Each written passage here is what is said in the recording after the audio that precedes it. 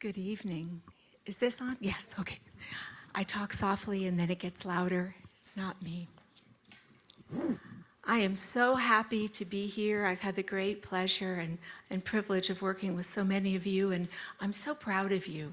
You know, first thing that I'd like to talk about for a second is the person that said they didn't have somebody on their list. Okay, wait a minute. Steve, many years ago, 15 years ago, was when I first attended the summit. This is my 30th summit. Steve just mentioned in one of the calls, in one of the speechings that he gave, that if someone isn't on your list and no one is in the line talking to them, that you should immediately go up and talk to them. And you can be as honest as saying, hey, you know what, you're not on my list, but I saw you standing here and I just wanted to come up and say hi. The person is going to say, well, that's great, hey, hi, what do you do? Well, I did that, and that's how I got on Montel Williams.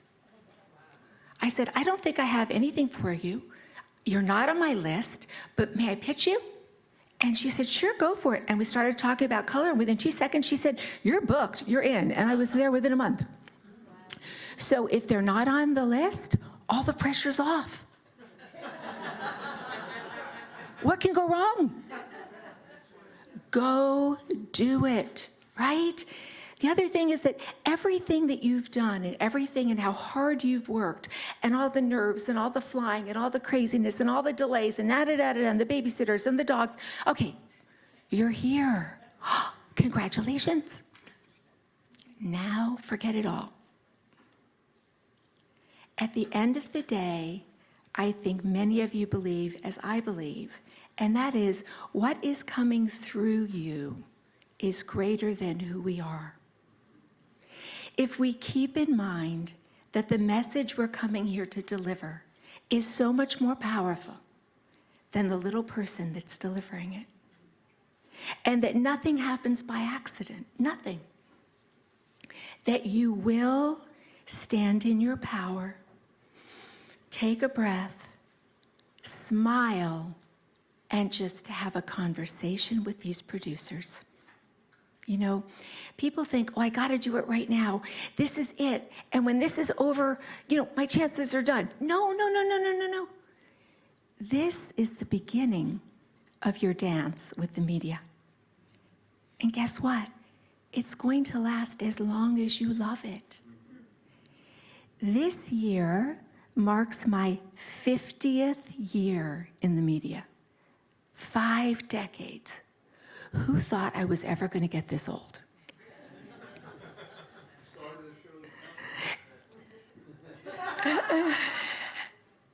And, you know, being back on the Today Show and doing Oprah in 48 hours and, you know, doing work again and being on catalogs. And God, Saturday I was back on the runway. How did that happen? And, you know, I said to myself, the only difference is now I ask for help up the stairs because some people are not kind enough to put these up. So now I actually help up and help down because I actually can't see the stairs anymore without my glasses on.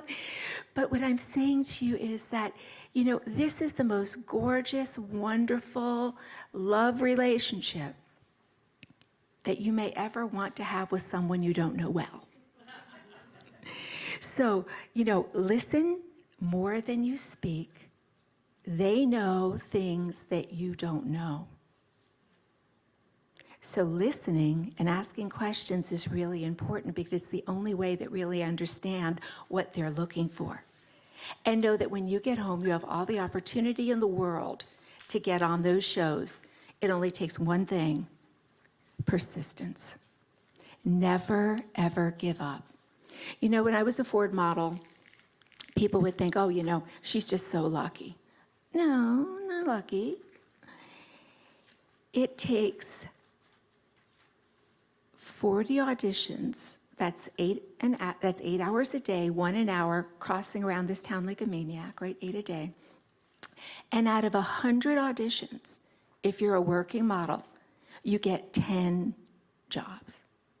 100, 10. And those odds are crazy high.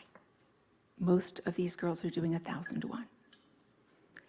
But I had to talk to 100 people to get 10 jobs. And I had to go back over and over and over again, and acting is the same gig. So think of this as speed dating the media. That's what this is. It's speed dating the media. What is the goal of speed dating? What is it? Meet as many people as you can and get the second date. You get 2 minutes, you can't tell them everything about you. All you want is the second date. All you want to leave them with is, hey, I like that person. I remember that story. I want to have a second date with them. Think about the media sessions as a speed date, and you're going to be just fine. Yeah. Now, I wrote a couple notes down just because I have a limited amount of time and I want to make sure I get a couple things. And I have no glasses on, so if you see me, it's because I really can't see. So I'm going to talk today about a couple things that I call the 4 R's. So the 4 R's have a lot to do with how to create a really dynamic personal brand. But the 4 R's are really, really important when we think about how we are in the room where we're pitching, and even more importantly, how do we come across when we're actually doing something with the media? You know, your personal brand is your commercial to the world. Think about that. We all have one. Your personal brand is your commercial to the world. So what is your personal brand saying about you? It's every minute of every day, on duty, off duty. But when we're in front of the media, we put our best foot forward. So the first thing, the first R is this: relatability. Are you relatable to your audience? More importantly, are you relatable to their audience? Do these people feel like what you're saying to them is applicable in their lives? You don't want to talk over people. You don't want to dress over people. You don't want to speak over people. That's the number one no-no.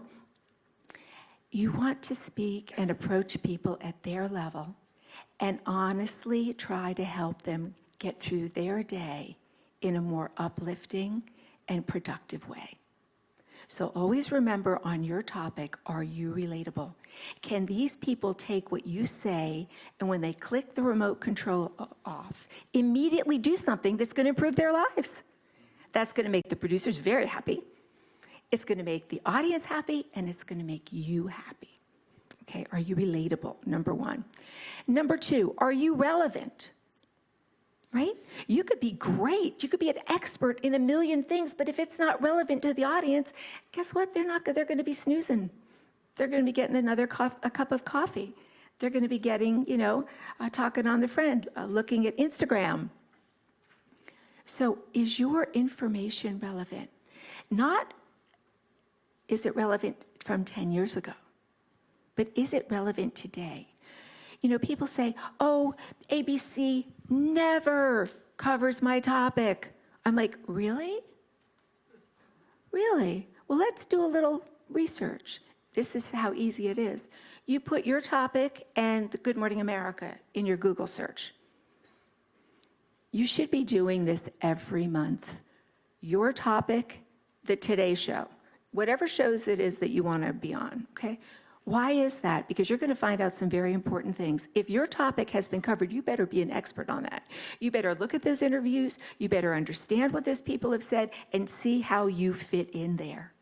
If your topic has never been covered, then you know there may be a reason for that, there may not be, but be prepared. Then you should also Google your topic, what's happening in current news, because you always want to not be the last person to know what's going on in your topic. Okay, so it's very important. Relevancy is very important. The third thing is reliability. Are you trustworthy? Can people believe you? Now, what are a couple ways that we can do this? Body language is really, really important when it comes to reliability. They can read your credentials, but are you standing tall? Do you have good posture? Do you look people in the eyes when you speak to them? Not over them, not under them, not around them, not at your feet. No. Are you looking people in the eyes? Because that's the window to the soul. So when you're pitching the producers, don't be looking down at that paper like this. Don't be shoveling around. Look at them. Extend their hand. I don't suggest you give them a hug.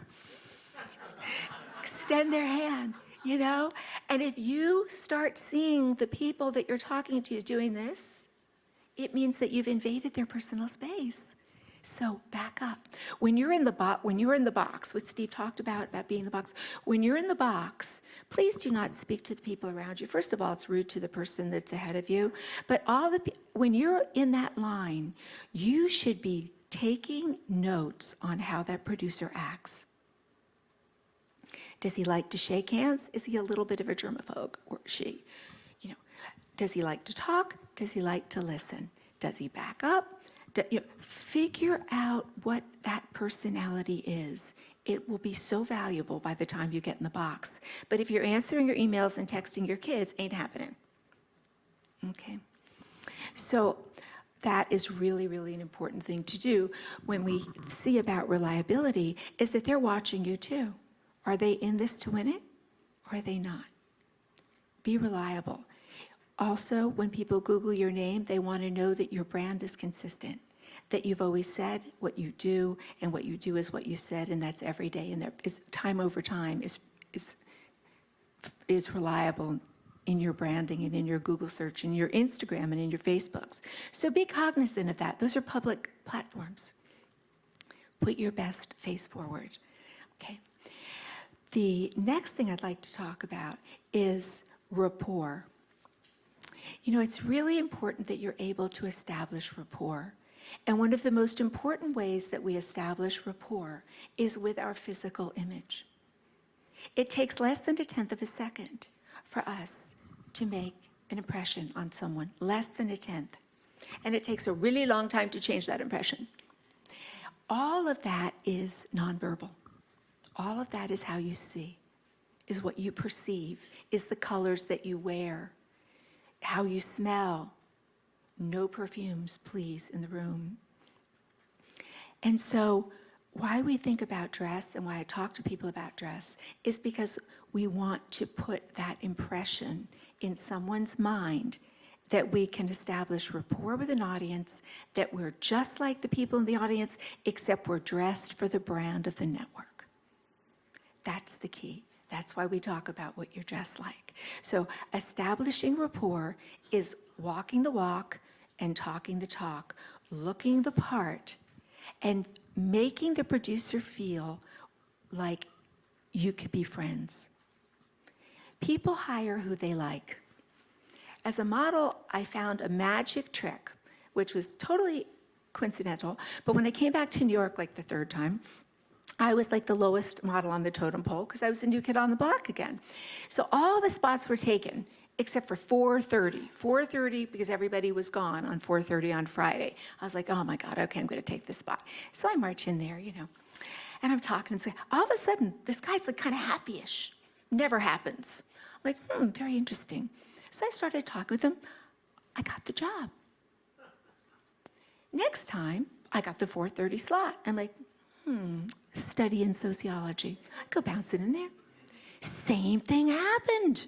I was like, okay, this is my secret slot. I want 4:30 on Friday every week. Pretty soon people were saying, Mary, you really like that 4:30 spot. Oh yeah, it's okay, I don't mind. Guess what I found out? Friday 4:30, all these producers and all these people in the industry had their weekend hat on. Party, they're going to happy hour, they're leaving the city, they're going out for a date. And I was just like, and they'd all say the same thing. I really like you. I didn't change. What changed? The rapport of the conversation changed because they were in weekend mode. And then they figured I was the last person they saw. They were on the weekend. They're like, I really like that girl. She's funny. She's nice. She looks great. She's just like all the other blondes I saw. But somehow, she's the one. Baby, that's establishing rapport. So, people don't care how much you know until they know, what do I just say it backwards? People don't care how much they know unless they know how much you care. Part of that is just being friendly. These people are just like us. Have a conversation. Don't blow them away. You'll be surprised how they'll relate to you.